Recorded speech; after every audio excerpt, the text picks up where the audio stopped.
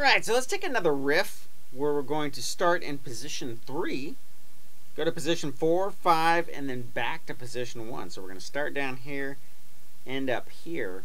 We're going to start off kind of metal. We're going to transition just typical blues, end up back in Van Halen, position 1.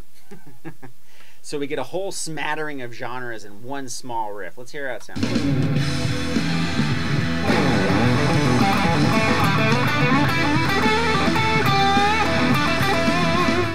Okay, so again, one of my favorite positions in the pentatonic scale is position 3, the lower notes. All these whole steps. You can do so much cool stuff.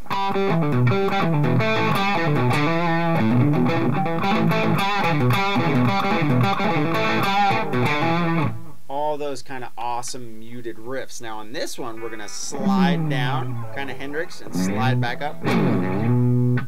Okay, so when we slide back up, we're going to go from 5 to 7 on the E string. And then we're going to go down to the A string and go 5, 7, 5. Now I'm going to hammer on that note. I'm not going to pick it.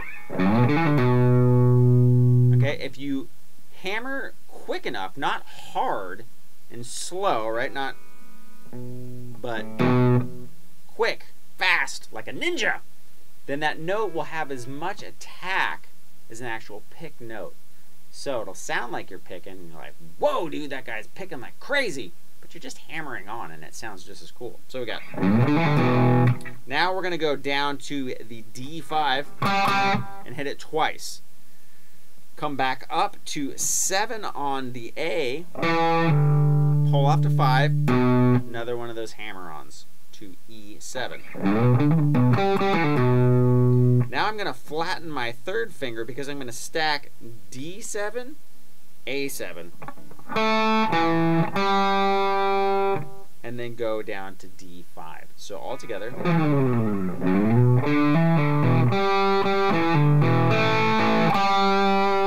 And that's going to, you know, end our career there in third position, or our short stay, I should say. It doesn't end our career, it only makes it better because it's awesome. Then we're going to go up to position 4. We're going to slide from 7 to 9 on the D, and then land on 7G.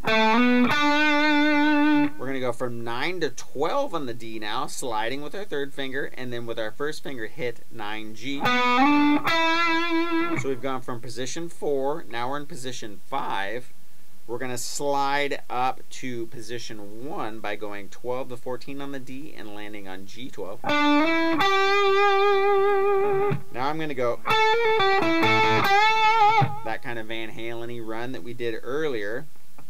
So once I get here, I'm going to go, so that's 14, 15, hammer, pull off back to 14, pull off back to 12.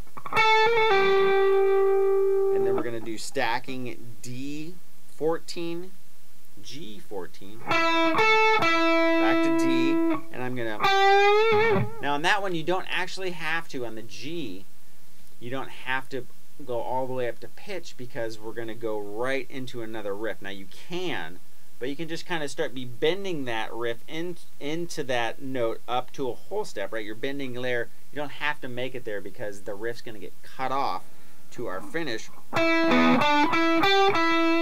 you're going to resolve on the E. So that's just D14, A14, and then we're going to go D string 12, 14, G, and back. So that second part.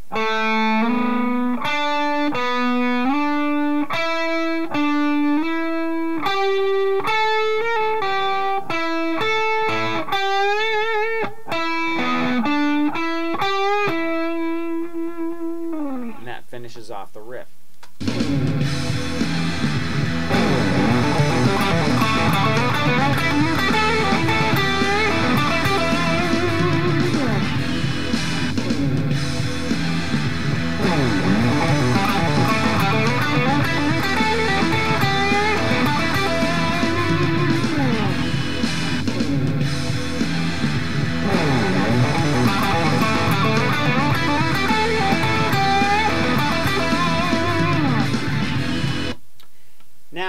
when you're going through that riff, the sound and the feel of the riff needs to be really pocketed with the drums. So always keep in mind, I know it's a fast riff, so practice it slowly. Maybe do a metronome or something that, you know, the click is tick, tick, tick, tick, so you can just, you know, slow down the tempo and practice to a metronome.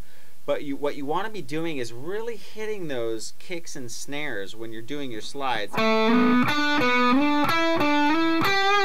Right? It's either going to be on a kick or a snare when you're hitting those. And when everything hits together, the guitar, the kick or snare, and the bass, and they all hit on notes, right? And you fit into that pocket, is really when riffs like this, the rhythmic style riffs, come to life. I highly suggest, whether you like the band or not, listening to Extreme with Nuno Betancourt, because he's so good at those really pocketed, awesome, kind of hybrid pentatonic runs. Very, very, very cool. I mean, exceptionally good guitar player. And, you know, throws in classical and all this other stuff, but really sounds melodic and cool. Very awesome player. One of my biggest influences. Love him, especially for that kind of a riff.